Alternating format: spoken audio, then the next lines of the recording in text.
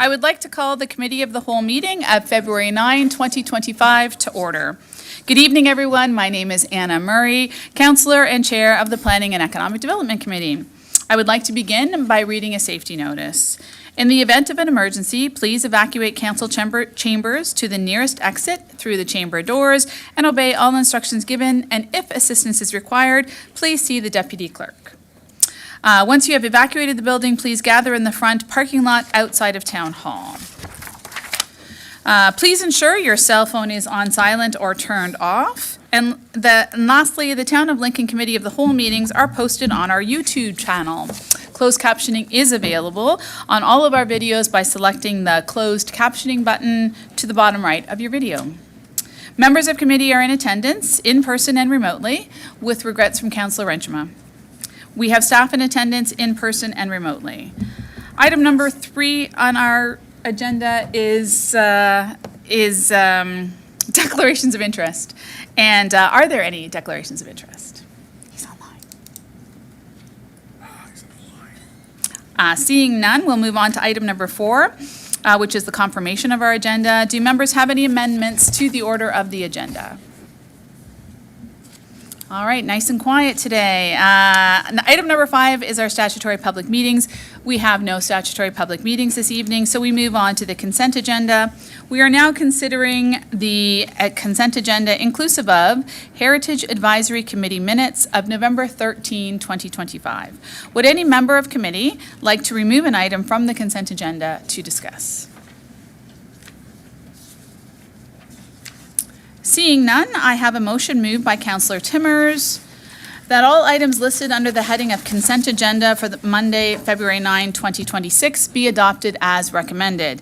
Heritage Advisory Committee minutes of November 13, 2025. I will now ask our Deputy Clerk to open the vote. Lindsay?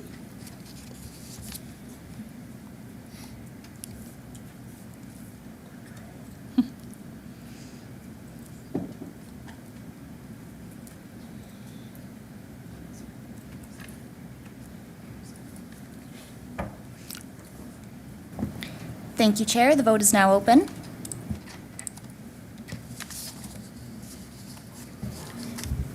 Mayor Easton, may I have your vote verbally, please? Yes.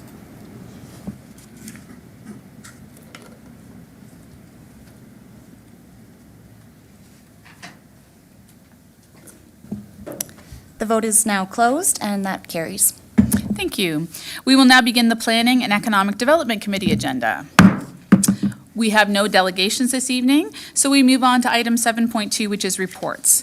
We will now consider item 7.2.1, Building Permit Activity Report for 2025, 2024 to 2025 Building Activity Comparison, PD-02-26. The Chief Building Official will provide comments. Mr. Greenaway, please go ahead. Thank you, Chair. I don't have a lot of comments regarding the numbers in this report. As you can see, the residential development was low in 2025, whereas the construction value, we had our third best year over the last 10. The reason we had our third strongest year in the last 10 was because of the non-residential sectors all had significant projects. We had in the commercial sector, we had the Hampton Hotel, which was being framed on the 3rd floor. Industrial, we had Moyer's Apples around the corner. They're up to their roof. For institutional, we have the Green Lane School. They're doing servicing and foundations right now. And there were some, sorry about that, there were some significant projects in the agricultural sector with Camps Greenhouse doing an addition. JVK was building a new building. Across from them, Bokenstein doing expansion. And Cherry Creek Greenhouse up on Cherry and Fly, they're doing a big expansion. So when you add all those together, that's the reason why we had our third best year for construction value in the last 10.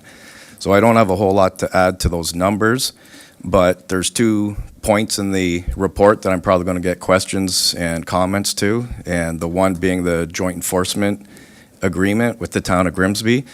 The discussions on this started about 1.5 years ago when the building department had a vacancy in the building inspector position. Same time, town of Grimsby had a retirement, so they had a vacancy. We sat down, discussed helping each other out. We both believe it's a good time because both departments have a vacancy. Both departments have qualified inspectors with lots of experience, the proximity and location to each other, and both departments now are set up on the cloud permit system, which means we can digitally speak with each other, do plan reviews, dispatch inspections remotely, anywhere, anytime with our cell phones. So I want to note that a joint enforcement isn't a shared service. We don't want to become the West Niagara Building Department. I want to wear a Town of Lincoln shirt. I want to drive my Town of Lincoln car. I still want to report to director here, the CAO here. Grimsby has the same feelings. We want to stay separate. So the idea of a joint enforcement agreement is just covering for each other during busy times and vacationing. So what that means is we enter into agreement that's permitted under the Building Code Act, where two neighboring municipalities can enforce the act. The agreement lays out the stipulations, which are appointing inspectors and the cost recovery. So an example, if we needed Grimsby to cover, say on Wednesday for 2 inspections, we reach out to them. If they have the capacity and are able to do it, they can come and cover the 2 inspections for Lincoln. And Town of Lincoln doesn't pay the inspector directly. It's the Town of Grimsby that's providing the service to the Town of Lincoln. So Grimsby recovers it by billing the Town of Lincoln the 2 hours or the 1 hour or however much time was spent by the Town of Grimsby. So it's not a shared service. We just want to help each other, cover each other in busy times. So that was the first item in the report. And the second one was the building department's going to be looking at in 2026, reviewing the septic. Currently, the Niagara region implement and review the septic's new installs. So when a person comes in, an applicant comes to the counter, they want to apply for a garage or a shed, a pool, or a second-story addition on their house. All properties in Lincoln that have a septic system, all these applications go to the region for a review. I hear it at the counter, I hear it on job sites. Why aren't you guys doing it in-house? Last time I did this in that municipality or this municipality, it was all done by one department. So I'm looking at it as a customer service lens. I'm going to do a review and see if it's feasible and if we have the capacity to bring septic in-house and take it over. If we do, I'll be following up with a report to council on our findings. And that's about it. So if there's any questions, I'd be happy to answer them. Thank you very much, Mr. Greenaway. Are there any questions from committee? Excellent. Councillor Mikulik, please go ahead. Thank you very much. Through you to Andrew. Yeah, we look forward to this report with the information, and we always hope for good news, and it does look like there's a lot of good news in this report. What I'd like to know is, before we jump up and down and look at these numbers and say, wow, 130 million, a lot of money generated, like what does that equate to for ourselves from a financial perspective in terms of our coffers, our revenue, in terms of revenue for the municipality, the taxpayer, and the effect on the levy for the future year? Mr. Greenaway, do you have that? I know Charlotte's also online. I can, through you, Chair, I can answer that from a building department reserve fund side of things. I can't really answer that for property taxes or development charges. I know a lot of these agricultural permits that we issued last year, of the 4, 1 paid DCs, the 3 didn't. But for the building department reserve fund, with the permit fees that came up with that 132 million, I believe we were 54,000 over our forecasted revenue. But I don't know the results for property taxes in the coffers. No, go ahead. Ms. Tunikaitis, is there anything that you can add to that answer? Sure. Through you, Chair, to the councillor. We're still closing out the year. You're going to see a financial report from our department by the end of March. So we're required to provide that to you, and we're working on those reports. But overall, yes, building permit revenues turned out to be a bit above budget for the year. And then the department also was really able to control their costs.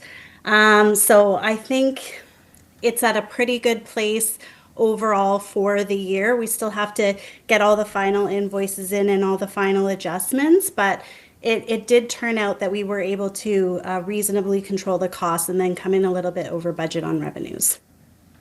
That's good news. I just want to make sure, like, you know, when we look at these astronomical numbers as far as construction activity, that the excitement is measured and not, you know, kept within reason, so. And then a second question I have through you is, in considering this joint partnership or this joint working relationship, how does that look when we have another building department or another inspector do an inspection from another municipality or another employer? And worst case scenario, something similar to what happened in Welland where a building collapses, right? And it was, I don't know what the details of that situation are, who's responsible, but lawsuits fly. How are we covered if, let's say, a Grimsby inspector signs off on a building within the town of Lincoln, or vice versa? Mr. Greenaway? Yeah, through you, Chair. So currently, the Building Code Act requires these joint enforcements. What they require is the building inspectors of the neighboring municipality to be appointed as a building inspector so that they're covered by the municipality requesting the services insurance. So this agreement was vetted by legal team. Grimsby did send it off to the legal firm, which we use. They reviewed it, okayed it. So there'd be no difference if a Grimsby inspector is coming to look in Grimsby. They're considered a Lincoln inspector at that point. They've been appointed by council for the inspection. So it'd be no difference than me going out and looking at a building and there being issues. I can state the number of claims that I've had as a building inspector on one hand, so I'm not concerned. I know the guys in Grimsby, they're got plenty of experience. They're all qualified. I don't have any issues with them looking at any buildings in Lincoln at all. Okay, perfect. I suppose I had to hear it from yourself. I just wanted to make sure that, you know, that we're aware of what can happen and that we're covering ourselves should anything happen. So, thank you. Thank you, Councillor. Councillor Patriva, please go ahead. Thanks. Through you, Chair Murray, to Mr. Greenaway. Andrew, thank you very much for the report. Just a question. So, like I see the number of pool permits are doubled, which is a good thing. Are we at a position now where we proactively look at Google Earth or drone footage? Like, so these are the people, like most, that follow the rules. There's scofflaws out there that put additions on and put pools on and do decks without permits. Are you guys at the point now where, you know, occasionally you take a snapshot of the municipality via the air and are able to determine anything that's missing? Because if Mr. Kirkopoulos has drilled into my head, we don't have an expense problem, we have a revenue problem. So constantly looking for revenue that could be out there. Mr. Greenaway, please go ahead. Through you, Chair, only if it's a visible infraction, like we're not going to go on Google Maps and looking from above and see. If we're driving down the street, we see a deck, an addition, a pool going in, then we stop, we have a due diligence, but we don't go looking on Google Maps for them. If we get a complaint, we have to follow up with the complaint and look. Okay. But any clear violation that we see from roadside is when we stop, but we don't go on Google Maps looking for stuff. No. Okay, terrific. Thank you. Thank you very much, Councillor. Councillor Reimer, please go ahead. Thank you, Chair Murray. Thank you, Andrew, for being here this evening. Councillor Mikulik already asked one of my questions just about the, I guess, quality control concern, and I thank you for your words. I would just encourage you to keep the high standards that we have here in the town of Lincoln, and you've done a great job so far, and that would be my concern, is having other inspectors who aren't maybe as subject to a rigorous control as they have been before here. So, but I'm glad you're still running things there. One question for you, though, just with regards to Prudhome's. There's activity on site. I think the pumping station's almost completed at Laurie Laurie Avenue, and you know, there's things happening there. I'm not going to look for numbers from you, Andrew, but in general terms, are things still moving forward there from the housing point? Not so much necessarily the commercial, although you can comment on that too, but the things are still moving forward? Yeah, through you, Chair. I'm actually meeting next week with the FBH Silver Gate and architects for the first apartment building right east of the current Tim Hortons. Okay. They submitted their application for their first 5-story building. I think it's 124, 127 rental units. So they've applied for that. We've done our review, and then next week we're actually meeting with them to go over our review so that they take those comments back. They either challenge them or they agree, redo the drawings, and then after that, the permit will be ready to go. My understanding from them is they want to build this summer, that first apartment building. So they're bugging me to meet with them. They're the ones that are pushing it, not me. For the low-density residential, we've pre-approved all their single homes along the west side of the property. They came in and did that last December. They applied for all those so that they're all pre-approved, so when they get the green light and get some sales, they'll be able to go on the ground. But I haven't heard from them about the low density, but they're contacting me weekly on their apartment building. So they've changed it from condos to apartments. So I'm hoping when I meet with them, I get some more info and timelines, and if I do, I'll pass it along. Good. Okay, thank you. Just clarification, Chair Murray, if I may. Andrew, you mean the piece between, is that building going between the Tim Hortons now and sort of the driveway that's the access off the North Service Road? That's where that's going? Correct. If you're in the Tim Hortons drive-through, you can see a wall that's there. It's wrapped in Delta wrap, and that's going to be the foundation wall for their underground parking. So they put that wall in as a request from the Ministry of Labor. So when they do their underground parking, they didn't want to undermine the drive-through. So when they did the Tim Hortons, they put that wall in at that same time. So that's going to be, from that wall east is going to be above-grade parking. Underground parking is going to be below it. And then the building runs east-west, north-south along that new entrance coming into Prudhome's. So it's going to be an L-shaped building. Great. Thanks, Andrew. Thank you, Chair Murray. Thank you very much. Council Russell, please go ahead. Thank you, Chair Murray. To Mr. Greenaway, I'm looking at the report, and I'm just taking a look at the number of residential permits, again, in terms of pools, residential additions, renos, repairs, compared to 2024. And again, I was actually quite shocked to see that there's an increase. And I would have thought that given the economy, it would have dropped a little bit. So that is great to see. And I'm wondering if you can give any indication on what you think 2026 will be like. What kind of lead time do you usually get for these permit applications for those individual home renos? Do you have any indication how it'll be? For renos, I couldn't tell you. Typically with renovations, the applicants come into the counter and want to start the next day. But I don't get heads up on, I'm going to be coming in and applying for a reno or addition. I only get the heads up for new homes or commercial, ag, industrial buildings. I don't get any notice for renovations. Okay, thanks for that. Madam Chair, second question. Through you, further to Councillor Reimer's question regarding Prudhome's, any indication on where the permits stand for some of the other approved buildings in Beamsville? I'm thinking like Utopia 2, some of the buildings along Ontario Street, and also the two up on King Street, maybe next to the FBH building. Yeah, through you, Chair, to the councillor. We have received the application for the property beside Rexall for a 5-story apartment building. That there's another one that went from condo to apartment. So that one's been applied for. I'm told them that we'll get the plan review done. They want to have the results in before April 1st. That's the only building that I have any involvement with along the Ontario Street corridor. But Director Bruder might have some more info with the Utopia West and the DeSantis building on corner Green Lane and Ontario.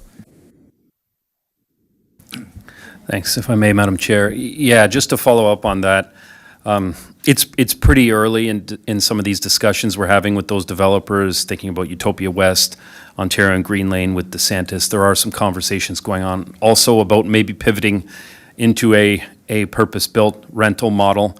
But, you know, the exact parameters of what that looks like and what it all entails isn't quite clear to us yet. We haven't received anything in terms of a revised site plan submission, which would need to happen, and then planning would have to approve of that before it reaches Mr. Greenaway. So we'll keep council posted as we hear more. We have been having some of those discussions at a high level, but that's about all I can offer on some of those. Thank you for that. And one quick follow-up for you, Madam Chair. With regards to those purpose-built rentals, do you think, again, we see a lot of this happening with the change in the condo market, a lot of the pivoting to purpose-built rentals because of the CHMC programs.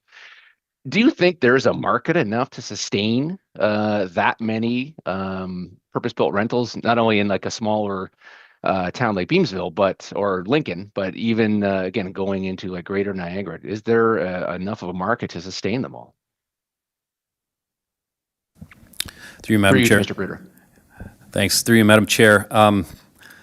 Typically speaking, when you're seeing a pivot for something like that, you have to keep in mind that it takes a pretty significant investment, regardless of where the funding's coming from, CMHC or other funding models, to bring something like that to fruition. I think in a lot of circumstances like these, the market will kind of bear where the capacity is. I can tell you, generally speaking, when we do things like review our housing needs in the town, there isn't many purpose-built rental options currently available at all in the town.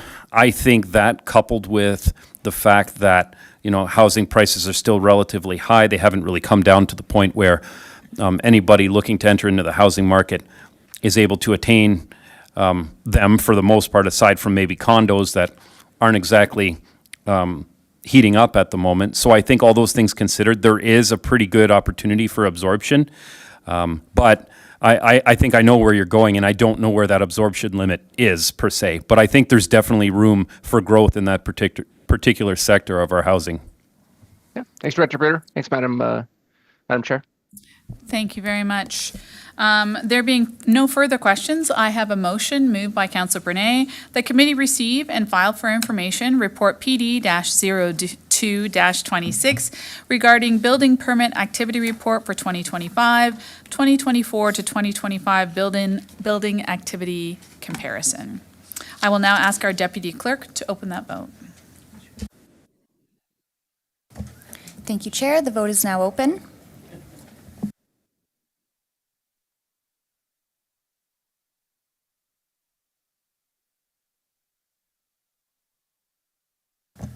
The vote is closed and it carries. Thank you very much, Lindsay. We will now consider item number 7.2.2, Report PD-03-26 regarding Municipal Law Enforcement Year-End Report. Our Manager of Municipal Law Enforcement will provide a presentation. Mr. Barkway, welcome to the podium. Please go ahead.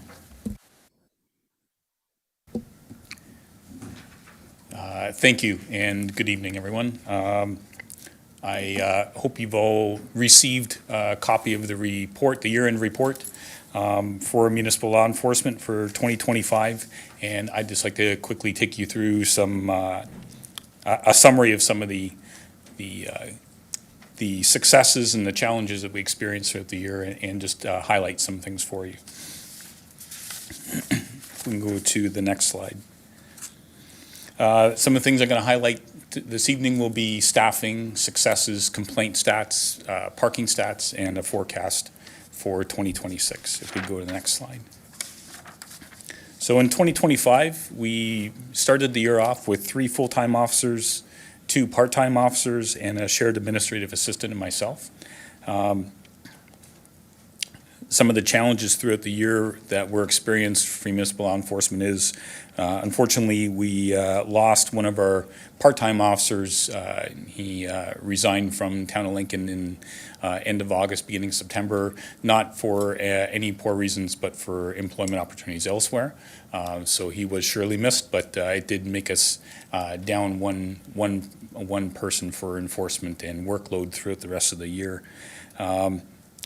The move to Central Avenue, or the old BDSS, the challenge there was the timing of the move, limited time awareness ahead of time for some planning, but my team, I believe my staff, we all pitched in and did a remarkable job getting us and everything from Town Hall to BDSS and into our new location, where we are successfully operating out of now. And the other big challenge that I'd say that we experienced was the ticketing software process. We were in the process of changing from the software program we've had at Town of Lincoln with municipal law enforcement for many years, even before I got here, was with Ticket Tracer, and we've moved to GTechna, which took the year to go through the process to implement and start up. And I'll speak to that in successes as well. We go to the next slide. So yes, the new ticketing software, GTechna,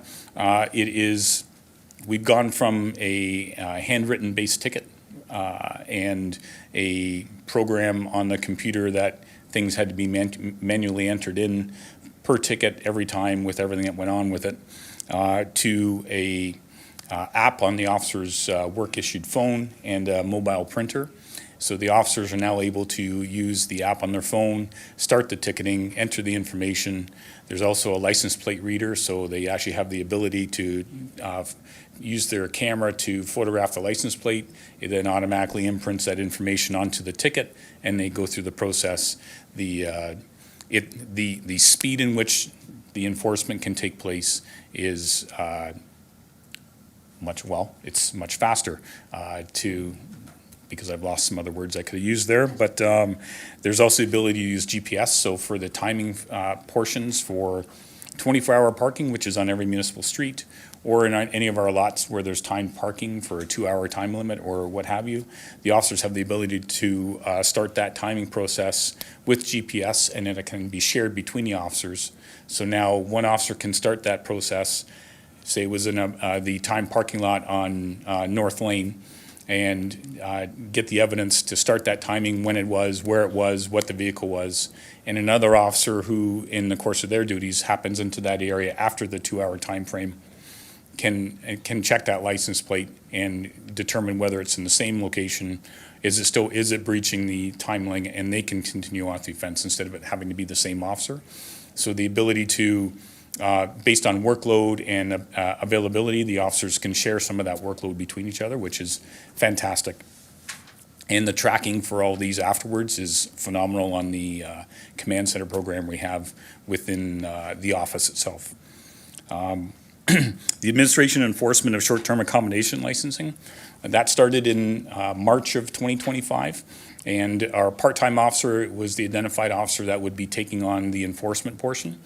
I will speak to this in other areas as well, but he started a file on every short-term accommodation that was identified in Lincoln, and then started files with those, researched them, and then did the work to determine whether or not they were operating with a license or without a license, advertising with a license or without a license. And in 31 of those instances, orders were issued for compliance for properties that were deemed to be operating without having gone through the licensing process, without obtaining a license, or they were advertising without a license. And he's gained compliance in the majority of those files. There's still a few, less than a handful, I would say, that are still open from 2025, that he's still working with them to get the compliance. He's had many that have actually stopped, they've shut down.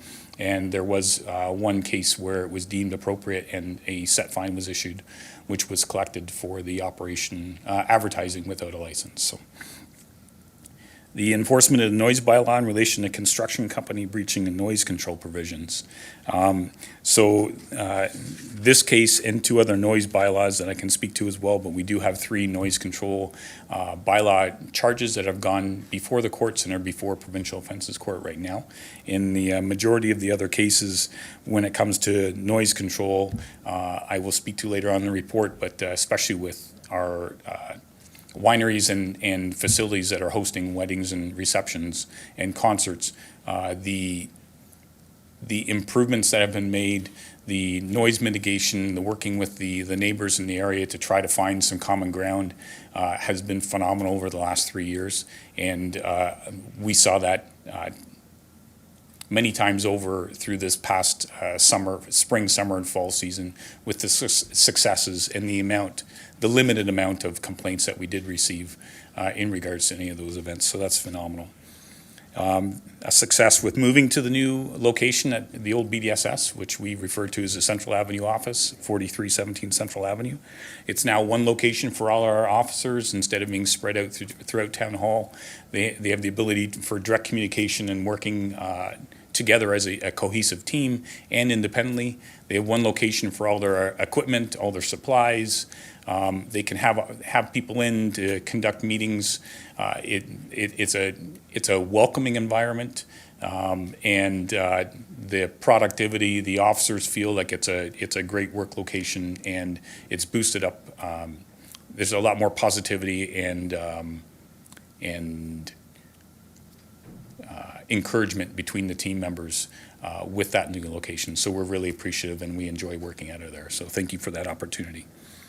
Another success, just in speaking to the workload, and I'll go through that with some of the other statistics as well, but in 2024, there were 62 orders and notices issued.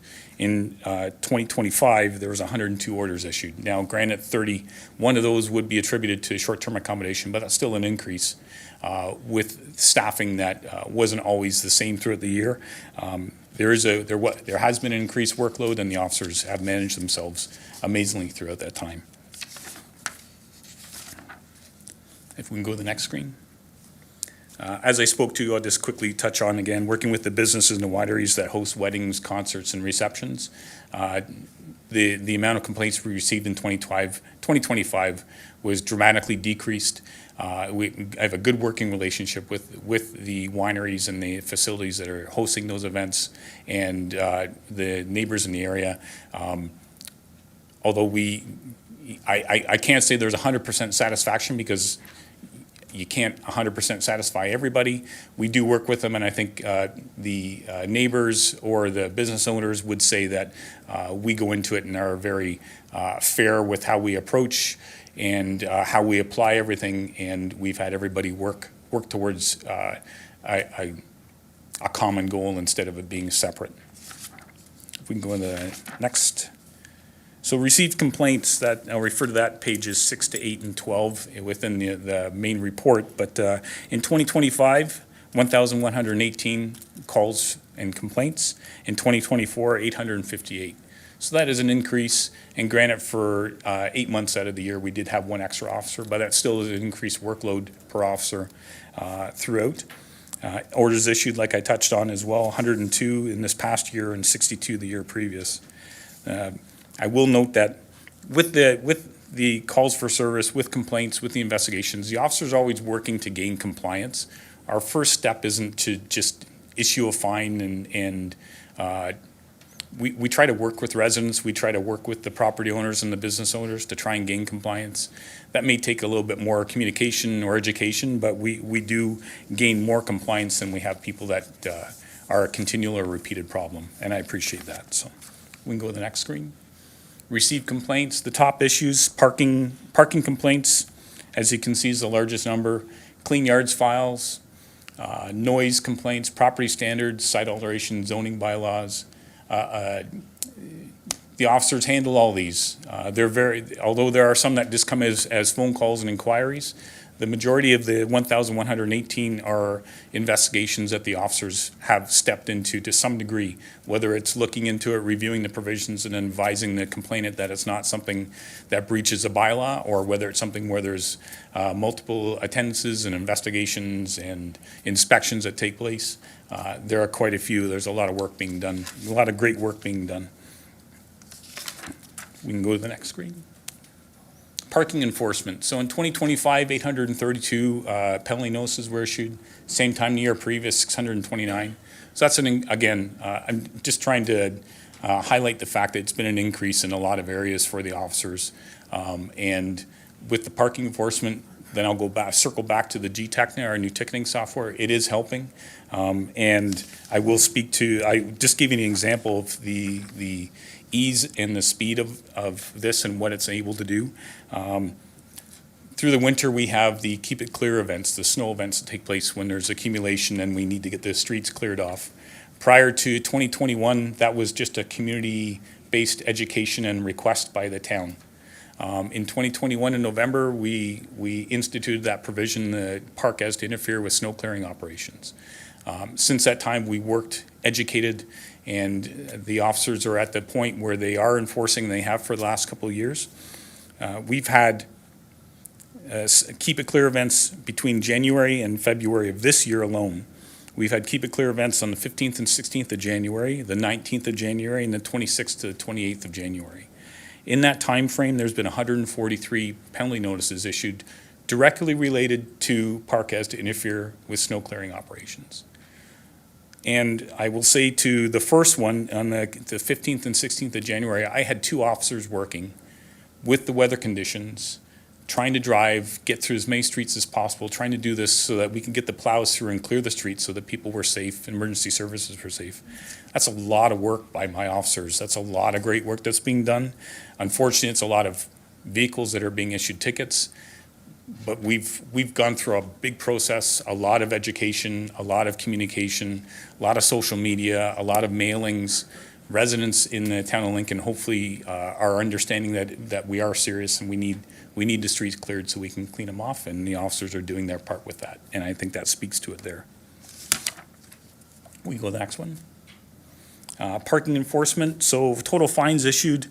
This includes administration costs and what have you, but in 2020, 47,505. In 2024, there was 30,175. So there is, I would say that's a notable increase in set fine revenue. Payments received this year so far are 30,000, up till the end of December, 30,000. And there's an outstanding amount of 1772. Now, some of that would have been paid after December 31st. Coming into this new year that I haven't tracked yet.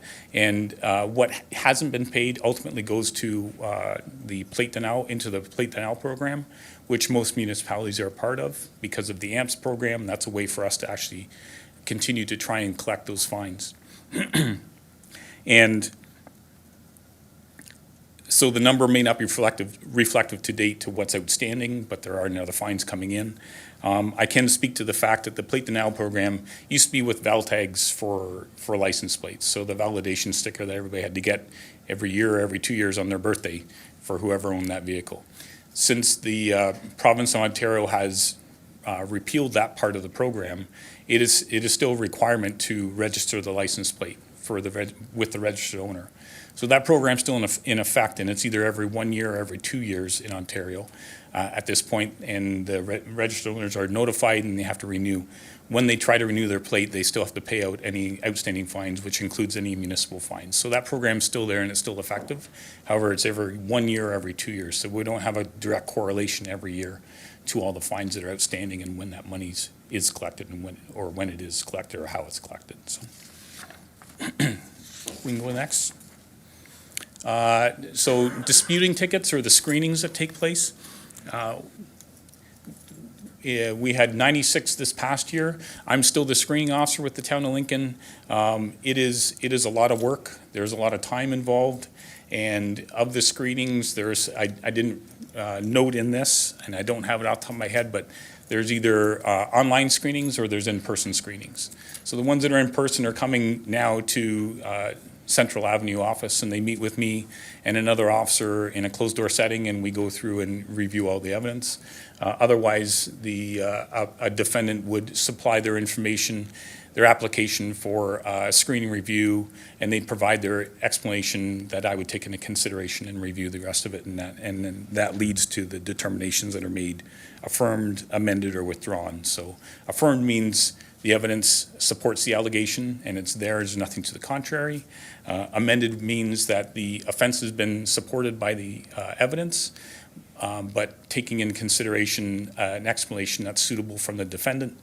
There's an amendment to the set fine, so it could be reduced by a certain amount. And then withdrawn, there's cases when there's been errors on the ticket or the evidence is brought into disrepute. Maybe the vehicle that was recorded isn't the one that is owned by the registered owner. The photos show that it was improper, the plates were not recorded properly, so it has to be withdrawn. If there's a medical reason that's provided, that can be backed up with some sort of corroborating evidence or suitable, those are taken into account as well. So. Go to the next. So forecasting, we are anticipating this year to stay with one permanent part-time officer, and we're looking for a seasonal part-time officer to be hired, hopefully through the Niagara College policing program that they have there, and have them for the summer to from late spring to the beginning of the fall, and have that. There's a combination of funding dollars to help offset salary, my understanding is with that, so we're looking forward to having that take place. The enforcement of the short-term accommodations bylaw will continue. Same officer is still doing it, and he's doing a phenomenal job. The other officers do receive complaints, and they start investigations, but then they'll refer back to that officer to do the massive amount of the legwork. He has a great formula and a good program that he has set up to track everything, and he has communication with the short-term accommodations administrative person to see all the changes that are taking place within it, see whether they have obtained their license or if they're even in the process. So a lot of communication goes on, a lot of discussions happen as well. My understanding, there's also talk with staff from the town in regards to some sort of a trial with the honk parking, which is the cloud-based parking. I believe a good example of that would be at Port Dalhousie and St. Catharines. Through the summer months, they have those freestanding structures that are a park, and you can plug in your license plate or you tap your Visa, or they can use a QR code and scan it, and then they can put their information in. And then the parking enforcement officers check the lot, and if it's not recorded, then a ticket would be issued. And there's discussions that I'm aware of that are taking place about the feasibility of trying that at a location in Lincoln. So waiting to hear about that, but that would be something that would directly affect municipal law enforcement for the enforcement part of that. And there's talk we might be using some of the time of the seasonal officer to help with that at the location it takes place. In this past fall, we passed some amendments to the Clean Yards bylaw. Some of the provisions for that, bringing in, clarifying that it includes the boulevards, and also bringing the Clean Yards portion into the AMPS, under the non-parking AMPS bylaw. So the officers will have the ability to go into that. It's one order per calendar year. And if there's a repeat offense, or it's found that they've done the same thing again within the tall grass and weeds portion, they'd be able to issue penalty notices moving forward. So there's a possibility for revenue coming from the enforcement of the Clean Yards bylaw as well. So we're looking at that. And go to the last screen. So now I leave it open for any questions, which I anticipate there will be a few. So thank you. Thank you very much, Mr. Barkway. Lots of good information provided there. Councillor Timmers, please go ahead. Thank you, through you, Chair, to Mr. Barkway. Thank you very much. I was looking at the numbers and all the complaints, and the numbers have increased quite a bit since last year. I think the one just a couple that jumped out was the short-term accommodations, 54 complaints. I'm just wondering, what What kind of complaints are they? Are they parking, are they noise, or like it's a mix of different things? I was just curious about that one. Through you, Chair, thank you for the question. Not having all of them right in front of me, but what I will say from my awareness of it, a lot of them in this past year have been the fact that I believe there's a short-term accommodation on my street. And there may be a parking component to it, but it's more, I think we've had multiple where it has been noise related, but it's been a short-term accommodation, different people there at different times, so suggesting it, which has caused the officer to conduct the investigation to determine whether or not it's a short-term accommodation. So of those 54, I think the largest number would be people being aware that we now have that bylaw in effect and there is an enforcement taking place, calling in and notifying us, hey, I think there's one on our street, to provide us the information that starts us into the investigation.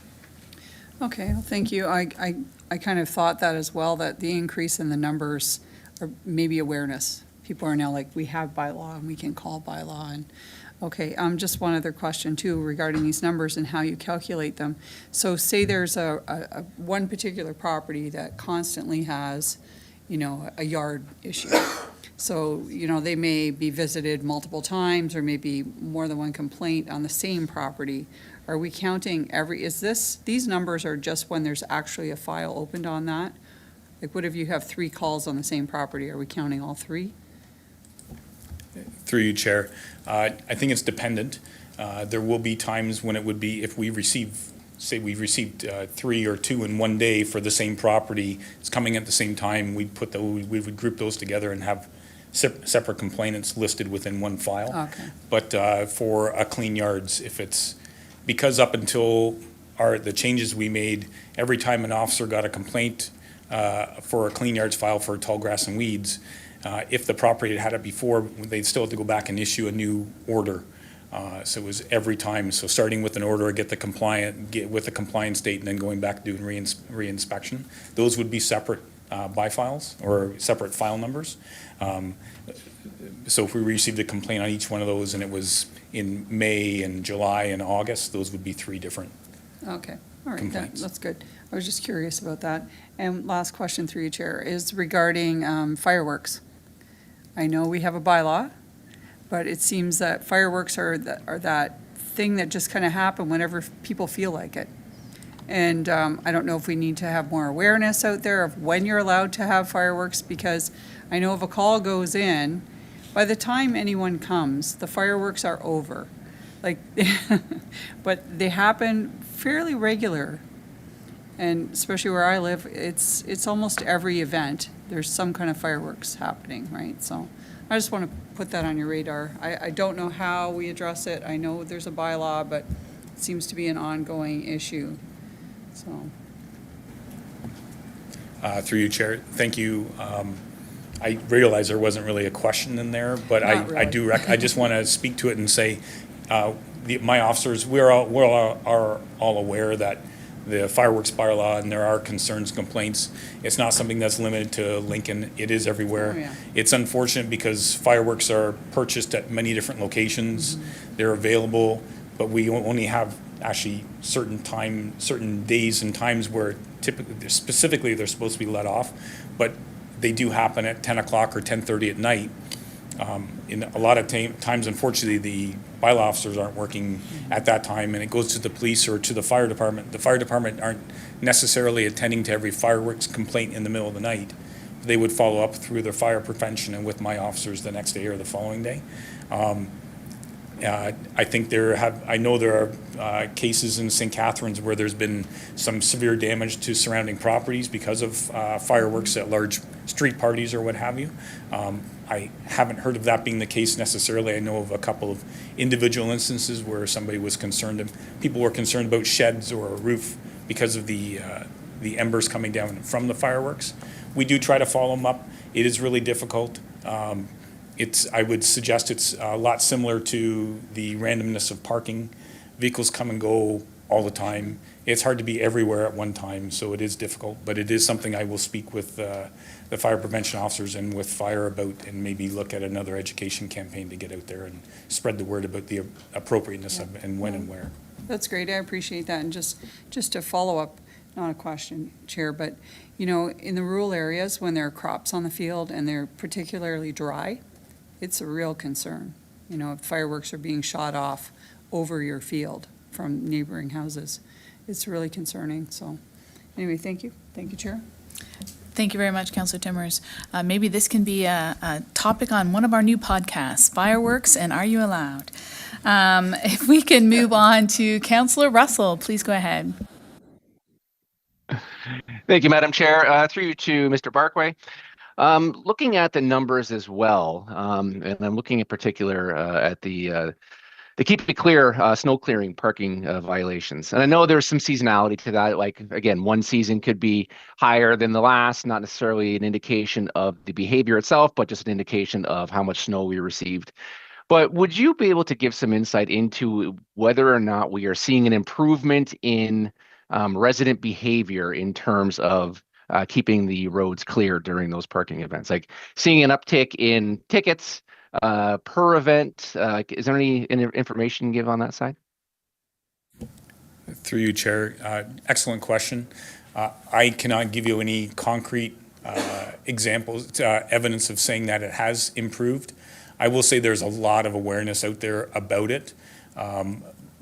But as I spoke to before, parking is something that's very random. It comes and goes. It's a difficult one to have a handle on. I know there are some municipalities that say you can't park on the municipal residential street from October until April. I know there are some that say, I believe there's one municipality in Niagara where nobody's allowed to park on a municipal street. I would be very hesitant to think that that's something that would be appropriate with Lincoln. But I do think that there's an awful lot of work going to try to educate people with all the mailings, the social media, the notices that we put on vehicles education-wise that we still utilize at times when it isn't actually within the snow event, and the word of mouth that gets out. I think there's a lot of education, a lot of awareness, but we also have people that are new to the area at any given month, and they all have to get that awareness too. So I think there is some improvement from when I first came, but I think it's going to be a continual thing. No, and I appreciate that. And through you, Madam Chair, just a quick follow-up. And again, this is something you probably have to like seek out some information from your officers, but I'm curious about whether or not we're seeing repeat offenders, again, that are just either, again, they're scofflaws, to use a term from Councillor Pachariva, that, again, they just don't value the output that is required to pay the ticket, as opposed to the inconvenience of having to find a spot for their vehicle. Like, I'm just wondering, do you feel that the ticket consequence, because you get to adjudicate them when they come in for appeal, do you feel that the ticket consequence and the cost of it is high enough to actually be a deterrent for some of those ongoing behaviors? Through you, Chair, thank you for the question. I do feel that the set fine total for park as to interfere with snow clearing, it's $75. I do feel that's an appropriate value for that penalty notice. I can't speak to what other municipalities have. I don't have that information in my head. But I do think that unfortunately, there are some repeat offenders. Typically, it's all within one snow event, one Keep It Clear event. It may be from one day and then the following day. If the officer issues a ticket to a vehicle that's left on the street, that officer or another officer will follow up on that same vehicle and make sure it's been removed the next day, or if not, they ticket it again and we start the towing process.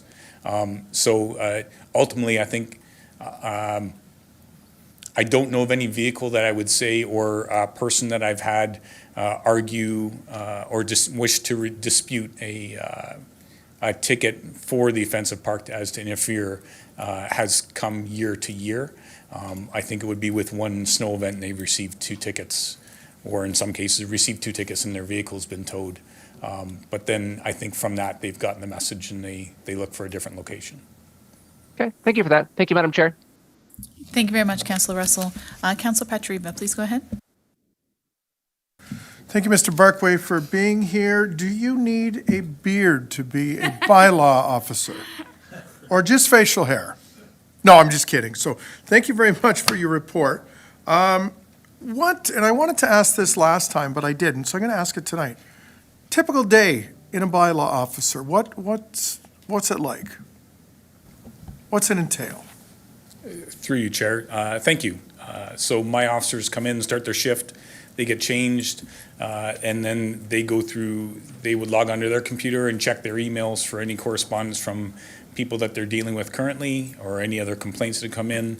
They check the bylaw inbox, so any voicemail calls from overnight or over the end of the weekend into the Monday, and then they would return any of those calls or start any files for that or assign them amongst the officers. Then generally they go out on the road and they start their enforcement. It's either responding to complaints and starting investigations for property standards, site alteration, what have you, attending locations where there's been inspections set up or follow-up inspections, or they're going out and they're conducting parking enforcement. So the officers will pick areas that they're going to go to, notify the other officers, and somebody will start in North Beamsville, somebody will start in South Beamsville, somebody goes to Vineland, and then they do the other areas as well and move through and conduct their enforcement and respond to calls.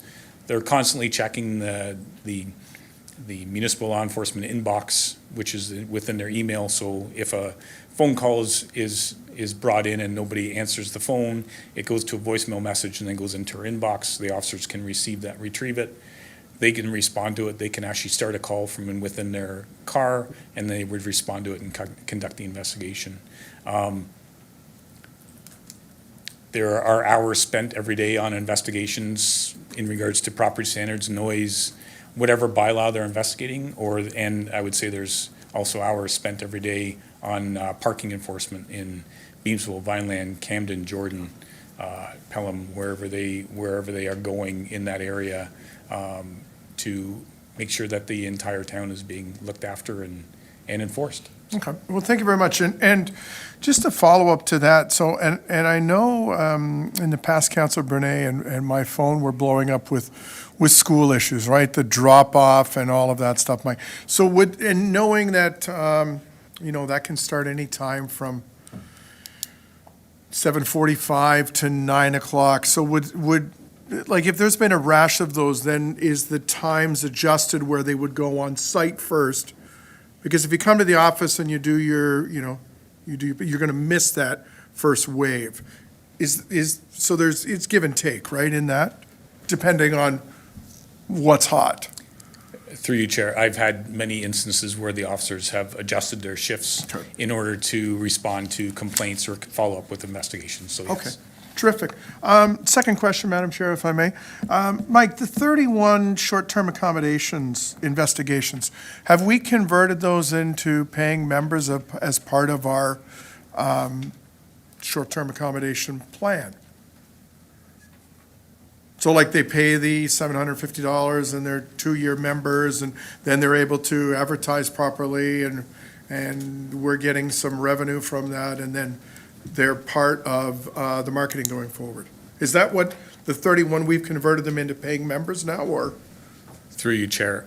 Yes, I can't say the exact number, but out of the 31, Okay. there's been compliance gains, so they've either gone through the process Okay. and applied and been granted a license, or if they are still in the process because there are things that have to be done to make the compliance, or I am aware there have been a small number that have then determined that they didn't want to continue with the program and they stopped their short-term accommodation. But I think the number is larger to actually gaining compliance and getting them in the license. Okay, terrific. And third question, if I may, Madam Chair. You had mentioned the pay parking at Charles Daly Park and using honk. Is that require, and if it's like some of the cities, it requires a kiosk where you punch in your license plate and then a ticket is printed and you put it on your dash? Through you, Chair, I think we're still in the early stages. I believe there's a meeting being scheduled with the representative from Honk to discuss that more. Okay. My own knowledge of that is, yes, there are the freestanding, but there's also the QR code, so it could be done with signs, and then people have to scan it, and then they log into it and enter their information and pay for it that way. Okay, because I was going to suggest, and a number of the calls that I go to around, there's a pay by phone. So it's all digital, right? You don't need a kiosk. You don't need any infrastructure. It's just, you simply, well, it would be, Mike, well, yeah, it would be signage with QR or instructions, and you download the app and you load it, and it's easy. So, okay. Thank you, Madam Chair. Thank you very much. Councillor Mikulik, please go ahead. Thank you very much. Just want to, with your report, you have, through you, Chair, like you have the parking revenue, you have the parking enforcement, I love seeing dollar signs and that sort of thing. But like, what about the other fines? What about everything else? You're writing tickets and you're writing fines and stuff like that for other contraventions. Do we have an idea of what sort of revenue is generated from that outside of parking? Through you, Chair. Thank you for the question. We currently have AMPs for parking offenses, and we have non-parking AMPs bylaw for non-parking offenses. Within that, we've added schedules, and we are moving forward with, now we have the ability to issue a penalty notice, which would be similar to a parking ticket, but only for non-parking offenses, for things such as short-term accommodation, clean yards, the tree bylaw. Those offenses will be within there as well, and we'll be able to issue penalty notices going forward. Some of those bylaws, prior to it being moved into the non-parking AMPs, the only way that fines would be collected is if they're issued by the court. It would be something where, in most cases, there was an order to comply issued to a property, and if they failed to comply, there'd be a fail to comply charge, and they have to go to provincial offenses court. The justice of the peace would then review the legislature we have, which is the bylaw we have, and they'd make a determination about any fines. But to speak to numbers from anything like that, I don't have numbers from that revenue. But I would say, in my own knowledge, is that the clean yards, it's been issuing the order. Because of how we had it set up, every time there was an offense, every time there was a concern, it was a new order being issued and then a compliance date. The officers were issuing the order, doing the inspections, adding those fees to the contractor's fees that would have to be brought in if there wasn't compliance, and then be collecting all of those things through either an invoice being done or with in the same way in property taxes are collected. I understand all of that. I just, and again, like the planning department, certain departments go through a bit of scrutiny as far as money coming in, money coming out, and that sort of thing.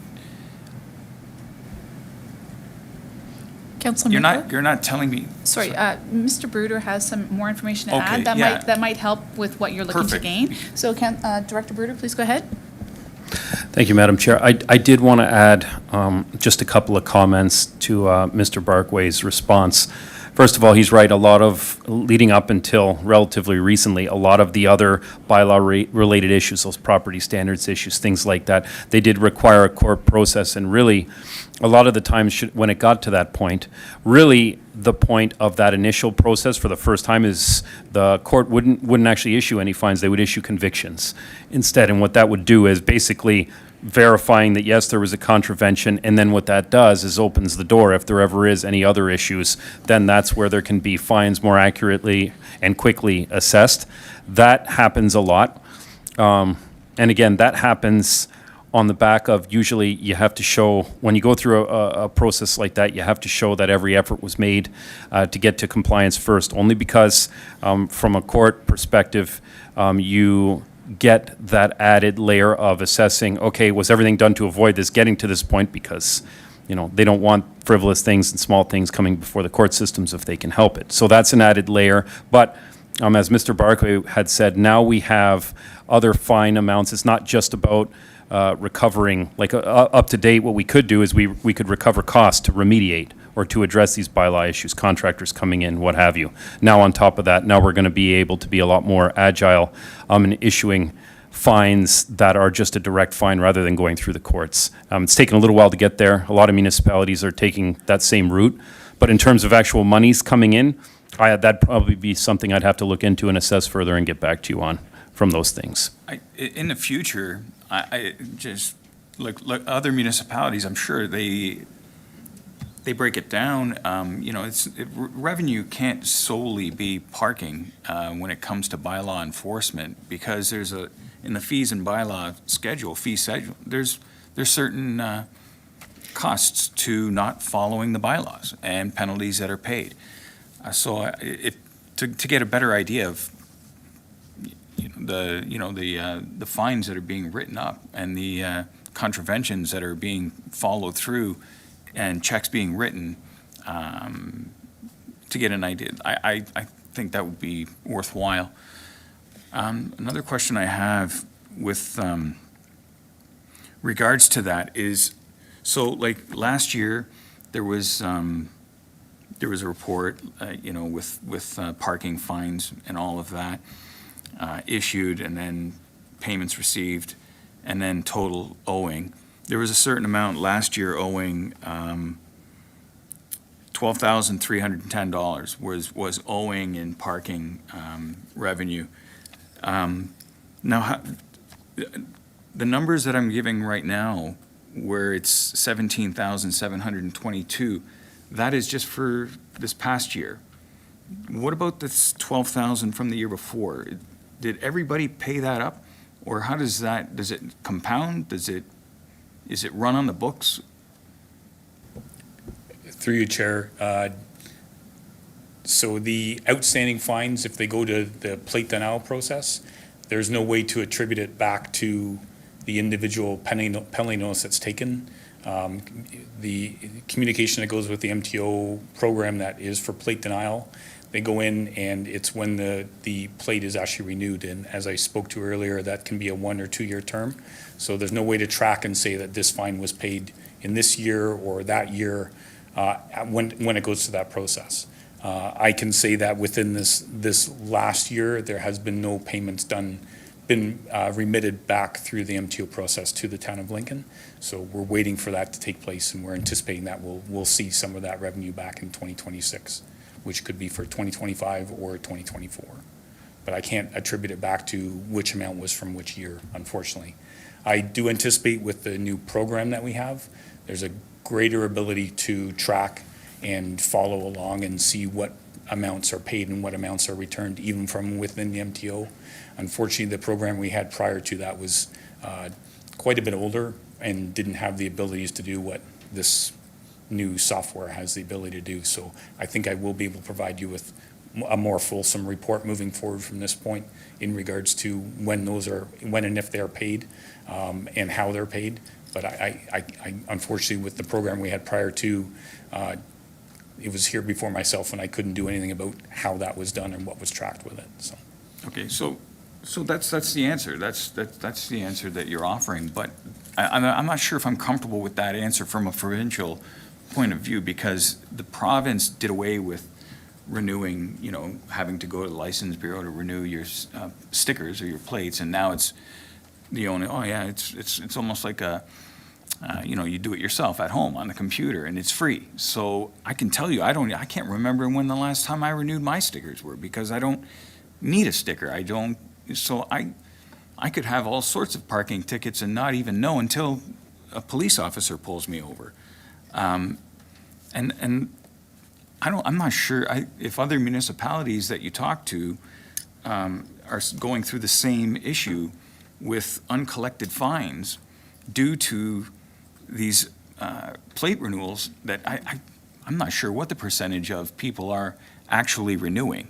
And I don't know how honest everybody is in this room, or when everyone can remember the last time they renewed their plates, but I can't remember the last time just because I forget about it. So I'm just wondering if this is something we should be advocating or talking to the higher levels of government.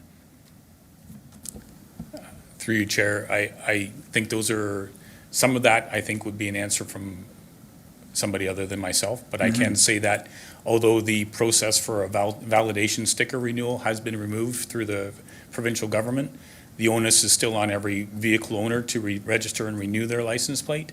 And as you pointed to yourself, if you don't do so, even if a police officer was to stop you, that information comes up that the license plate is not renewed, it's unregistered, then you're adding in more than just an unpaid fine. Now you're dealing with the charges related to the officer that conducts the stop. So I would suggest that it hasn't removed the ability to collect the fines. It's just changed the time frame that it would happen within that. That would be my suggestion for that. No, and I get it, like, it's just like, and I don't want to beat this up here and, you know, take out everyone's time, but like, if I go buy a new car, first thing the dealership wants to ask me, do you want new plates? And what am I going to do with the old ones? Well, I'm just going to throw them out. So I get new license plates, a new car. All the tickets and all the fines seems to have gone with those license plates that are probably hanging in my garage or, you know, thrown in the garbage. So I don't, again, like, without knowing the specifics of how this all works, like, this is just what I'm reading. So I think it should be a concern if we don't know any more than this, but whatever. I just bring it up. Thank you. All right. Councilor Brunet, you did have your hand up. Have you nothing to add? No, I'm good, Chair. Thank you. I do have one bit of a question. It's been touched on a little bit already. I wasn't sure about the towing, so I appreciate now I understand that for the Keep It Clear events, 2 tickets and then you get towed. Is that right? Through you, Chair. Yes, that's correct. All right, that's good to know. And then the question about the received complaints or the stats about the received complaints, you note that it's considerably higher. It's looking like about a 30% increase from the previous year. I recognize some of that is the STDs. As Councillor Timmer said, there was 50-some STA, sorry, my apologies, STA complaints. So I get that that's a piece of that, but that's still a pretty big increase. And do you know some of the factors that might be driving that increase? Is it, like, when I look around, I know we've had a lot of new people moving into town, so there's simply more people. We have more restricted parking. We've got some additional bylaws. Are there any other things that are driving that increase? Through you, Chair. Great question. Yes, I think you've hit on some of those factors that would be involved. I think more people moving into the area, more people attending in the area. I think that there is the officers have taken it upon themselves to be doing more enforcement. And there's also been ability for us to change some of the process we have in regards to reports and when it would be a single report and when it would be multiple reports and how do we attribute those to each property. But there has been an increase, and I think a lot of it has to do with population and just the intake that the officers are able to deal with and handle and how we're recording it. So, Thank you very much. Mayor Easton, please go ahead. Thank you very much, Madam Chair. I'm wondering, through you to the CAO or the clerk, if we could receive a future report on the AMPS system and how, what the tracking process is for fines that are registered through the license plates. I don't know who could answer that tonight, but I somehow recalled when this was all starting out that there was a control mechanism at the town hall level. I think it would be worthwhile in relation to the questions asked to find out what's happened with that. Mr. CEO, do you have any comments on that? Through you, Madam Chair, I mean, I think other than to say unequivocally yes, I think it would be a good idea to bring some clarity and understanding on the topic. So absolutely, staff will come back with that. Okay, that's great. Consider that direction, and thank you very much. Thank you, Mr. CAO. All right, there being no further discussion, I have a motion moved by Councillor Reimer that committee receive and file for information report PD-03-26 regarding the municipal law enforcement year-end review. Our deputy clerk will now open that vote.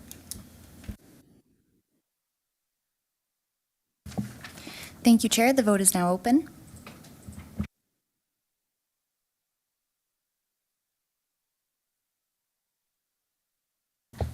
The vote is closed and it carries. Thank you very much, Lindsay. We are now on number 8 on our agenda, which is confidential items. Before I read the motion and we move into closed, I would like to explain what will happen for those watching this meeting online. First, there will be a closed session statement that the deputy clerk will go through for staff that will be attending the closed session remotely. Once that is completed, we will move on with the motion to move into closed, and staff will be turning off the live webcast during the closed portion of the meeting. Once we have completed the closed portion of the meeting, we will resume with the live webcast and carry on with the public portion of the meeting, and will read the motions in public session. I will now ask our deputy clerk to conduct the closed session statement for those attending the closed session remotely.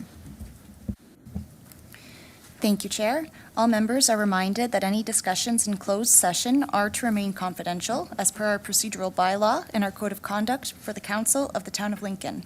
Before we begin, I need each member that is attending electronically to confirm the following: that you understand that matters are to remain confidential, and confirm no one else is present with you, and confirm no one else can hear this closed session, and confirm that you are not using any electronic devices other than your tablet, computer, telephone for the video conferencing, and confirm that you are not recording this portion of the meeting. If you acknowledge all of the above, please reply with "I understand" and confirm to all of the statements as I read your name aloud. Councillor Russell? I understand and confirm to all of the statements. Thank you. Councillor Brunet? I understand and comply and confirm to all the statements. Thank you. All right, so I have a motion moved by Councillor Miklick. Under Section 239 of the Municipal Act, notice is hereby given that committee adjourn to closed session in order to address item 8.1 as follows. Pursuant to Section 239(2)B, personal matters about an identifiable individual, including municipal or local board employees. I will now ask our deputy clerk to open that vote. Thank you, Chair. The vote is now open.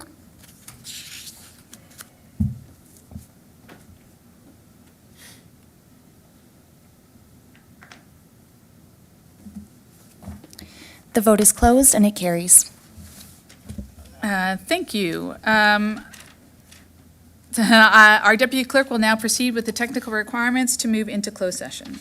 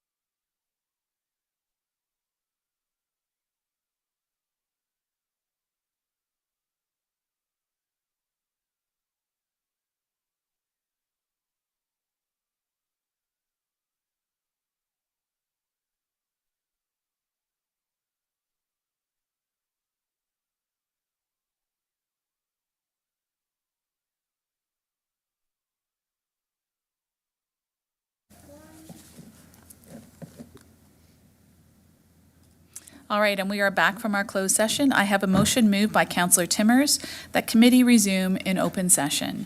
I will ask our deputy clerk to open the vote.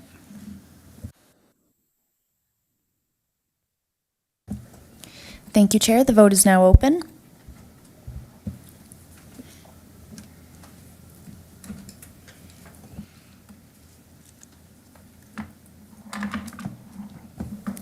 The vote is closed and it carries. Thank you, Lindsay. I now have a motion moved by Councillor Pachariva that committee receive and file the confidential update as it relates to item 8.1 pursuant to section 2392B, personal matters about an identifiable individual, including municipal or local board employees. I will now ask our deputy clerk to open that vote. Thank you, Chair. The vote is now open.